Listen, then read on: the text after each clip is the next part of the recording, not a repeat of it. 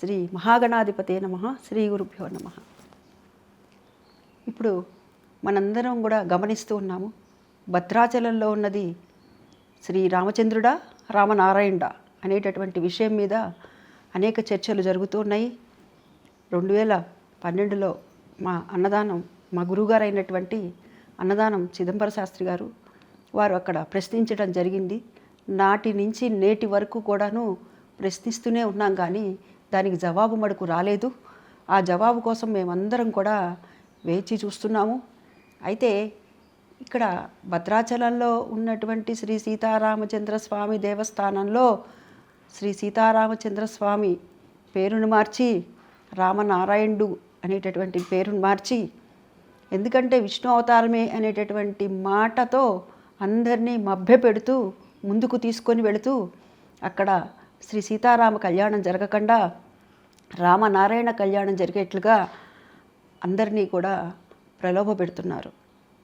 ఇది ఎంతవరకు సమంజసం అంటే, ఇప్పుడు మనం గమనించినట్లయితే 14 సంవత్సరాలు అంటే రాముడు ఆనాడు శ్రీరామచంద్రమూర్తి 14 సంవత్సరాలు వనవాసం చేస్తే నేటికి 14 సంవత్సరాల నుంచి ఆ రామయ్యకి జరగాల్సినటువంటి శ్రీ సీతారామ కళ్యాణం జరగకుండా రామనారాయణ కళ్యాణం అనేటటువంటి పేరును మార్చారు, గోత్రాన్ని మార్చారు, ప్రవర మార్చారు, అన్నీ మార్చేశారు.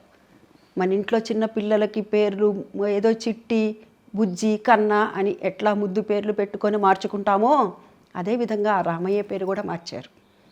ఇది ఎంతవరకు సమంజసం అనేటటువంటి దాని మీద రేపు ఈ నెల ఏప్రిల్ 12వ తేదీన ట్యాంక్ బండ్ దగ్గర ఉన్నటువంటి రామదాసు గారికి వినతి పత్రం ఇవ్వటం అనేటటువంటి కార్యక్రమంలో స్థితప్రజ్ఞానంద స్వామి వారు, యమునా పాఠక్ గారు, మా గురువులు అన్నదానం చిదంబర శాస్త్రి గారు, అతిరథ మహారాజులందరూ కూడాను అక్కడికి రావటం జరుగుతుంది.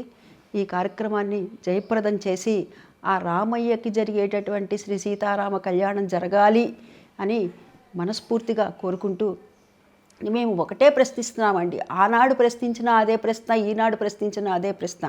అక్కడ స్వామివారి పేరు ఏముంటుందండి? భద్రాచలంలో శ్రీ సీతారామచంద్ర స్వామివారి దేవస్థానం అని ఉంటుంది కదా, మరి రామనారాయణ దేవస్థానం అని ఉండదు కదా. భద్రుడు కోరిక మేరకి వైకుంఠం నుంచి నారాయణుడు వచ్చాడు అని చెప్తున్నారు. అంత క్రితం వరకు ఉన్నటువంటి అర్చకులు ఎవరైతే ఉన్నారో వారు కూడా మొన్నటి వరకు ఇదే జరిగేది. అంటే 2012 వరకు ఏది శ్రీ సీతారామచంద్ర స్వామి కళ్యాణం మాత్రమే జరిగేది, రామనారాయణ కళ్యాణం జరిగేది కాదు. హిందూ దేవాదాయ ధర్మాదాయ శాఖ ప్రకారం అంటే ఎండోమెంట్ యాక్ట్ ప్రకారంగా కనుక గమనించినట్లయితే ఏ దేవాలయానికైనా సరే ఆ దేవాలయాన్ని పేరు మార్చేటటువంటి హక్కు ఎవరికీ లేదు. అది ఎండోమెంట్ యాక్ట్. అది ఒకటి. తర్వాత అంత క్రితం వరకు ఉన్నటువంటి అర్చకులు పరంపరగా వచ్చేటటువంటి వారు అర్చకులు ఎక్కడి నుంచి వచ్చారు? శ్రీరంగం నుంచి రావటం జరిగింది కదా. ఆ పరంపరలో మనం 2012 ముందు గమనించినట్లయితే వారు కూడా ప్రత్యక్షంగా అక్కడ ఉండేటటువంటి అర్చక స్వామి వారి అమ్మాయే స్వయంగా వచ్చి ఇదే జరుగుతుంది అని చెప్పి ఒక పుస్తకాన్ని కూడా ఇవ్వటం జరిగింది అప్పట్లో. అంటే ఇక్కడ రామచంద్రుడికి జరిగేటటువంటి ఘోర అపచారం జరుగుతోంది.